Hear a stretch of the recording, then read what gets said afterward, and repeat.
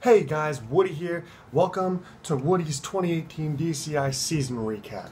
We're going to go over all the things that I saw and I noticed and liked and disliked about the season and how the 2018 drum corps season really went with, placements, with scoring, with overall show quality. So, hope you enjoy. Let's start off by addressing our 2018 champions, the Santa Clara Vanguard. I'm very happy that they won. I kind of called it from the beginning if you watched my predictions video. Their show had a fantastic display of technique, musicality, and also they had the extra element of the backstory, the Babylon backstory of not being able to communicate. And if you watch the video of their show design team talking about the show and what the show was meaning and all this stuff, I think they did a really good job of conveying or portraying their ideals and the ideas and the theme that they wanted to portray. I think it was a very clever theme, and I think that had a lot to do with them winning. The show was phenomenally designed with all those illusions and stuff. Like I said, the not being able to communicate with thing, that was a huge win in my book. That was incredible, I thought. I really enjoyed that. The way they use their props, like I said, I'm not a big prop fan, but the way that they use those props, they did it really, really well. How they dispersed them throughout the field, how they brought them all together, how they hid elements inside of those props. They can kind of show unity and separation through the movement of those props. And I think that had a lot to do with their placement and how they did this season, was just the overall depth and detail that they put into that show. It's no wonder that they won. We saw a lot of interesting things this season. Cavaliers marched for a split moment in their show. They had their bells and marching pit instruments. That was a thing in like the 80s. It was kind of cool to see that back, kind of like a motif from the old days of like, hey, look at us, we're going to march this stuff. And Cavaliers have been known to do that throughout the years. Just kind of change things up, put pit instruments on the field, like having all those features, flipping people upside down, all that stuff. They had a great, unique show this year. Very intense, very entertaining, I think. It held my attention, and I very much enjoyed watching that. The use of props this year, as I predicted in my predictions video, I think was a bit excessive. And some corps used them very well. Santa Clara used them very, very well. But some corps just kind of didn't. And I think that we need to start evaluating how we use our props in drum corps and when to use our props in drum corps. Because sometimes I feel that they're a distraction throughout the show, which, I mean, sometimes is the point. If you're trying to like, hey, let's draw our attention over to this side of the field or this side of the field, so let's use our props to go in over there. I get that. But at the same time, I think there was too much use of the props. The chairs and the blue coats, I thought that was clever. But I think that there was too much going on in the field rather than focusing on what the actual theme of the show was. Did anyone actually figure out what the theme of that show was? I think the use of electronics this year was better than last year. I think, especially with blue coats. I know I've kind of talked about how blue coats use too much electronics and stuff. I think they took a step in the more conservative direction this year with the way they use things. Granted, there were still some weird things going on there, but with their electronics and speakers and stuff. But I think they did a better job in the last couple of years. So I commend them for that, and I hope to see them kind of continue in that direction and bring back kind of the old style of blue coats. I think that would be really cool. But I think we're seeing more and more boom mics, and even like front field, the mics that are lined up along the field. I think we're seeing that more in BOA as well. High school bands are starting to do the same thing where they have these, overall general boom mics to kind of help a blend of the program. But honestly, I would love to see those get done away with. I would love to see groups start to blend themselves, which they're all very talented groups. Like, don't get me wrong, I'm not hating on them. I'm just saying that I think that those boom mics, while they're being more and more used, I think that I would like to see less of them, because it's kind of like to me it's a distraction, because I'm like, how many mics are there? And like, I'm counting all the mics, and like when you get upwards to 10 so mics, oh my god, like why are you using those mics all the time? Soloists, okay, fine, get on the sideline, use your stupid mic, but I don't think we need to use them for the whole show. The uniforms this year, cadets, I mean, we saw that drastic change with the cadets. I didn't quite understand that show, but the use of the the shock and awe of the change of their uniforms, like we saw in Madison 2017 as well. It was that shock and awe that brought them that attention. I thought they used that shock and awe very appropriately. Cavaliers, I must say, okay, so they used their uniforms, which I thought were very tasteful this year with the uniform change and everything. That color shift, fantastic. I also really enjoy, side note, how they go back to their green for their regular green uniforms for retreat and for parades. I really commend them for that. I know there's a lot of changes in uniforms, or costumes as people are calling them now, in Drum Corps, but I like to see Corps switch back to their originals for, like, you know, parades and retreat and all that. I think that they did a really good job with that. Scouts had those uniforms with the heart and the veins and stuff, and it lit up. That was unique.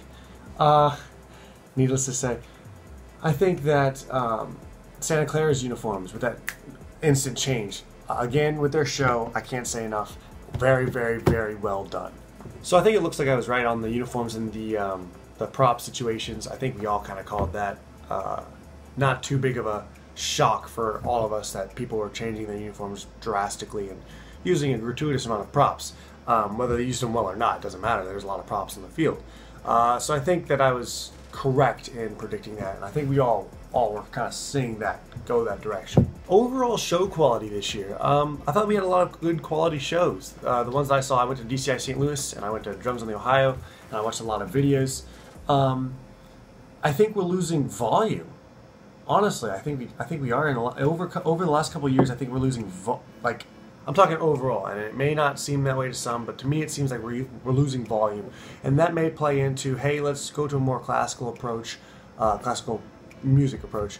Let's go to playing more like a concert band and using mics to fix the core. I don't know. I'm a music educator, a future music educator. I think that marching band and concert band should be separate. I think that yes, don't sacrifice your tone and stuff, but I think that you should be loud. I'm not saying they weren't loud, I'm just saying that I think that we have dropped maybe like half a dynamic level over the last couple of years. So I'd like to see that come back. Music-wise, I think that I was a little bit wrong almost in my initial predictions. I predicted that there was going to be a lot of weird, you know, kind of atonal, just kind of strange, crunchy chord music. And there was. But I think we saw a lot of jazz this year. From, you know, Blue Devils as usual. They had that, you know, classic jazz show. But there was a lot of jazz this year. And I think every corps had like a little jazz feature almost, it seems like. So I think that this year there's a lot of that going on, and that kind of surprised me a little bit, I think. Now, can we just mention the Mandarins for a second? Holy cow. Wow. They came out of nowhere.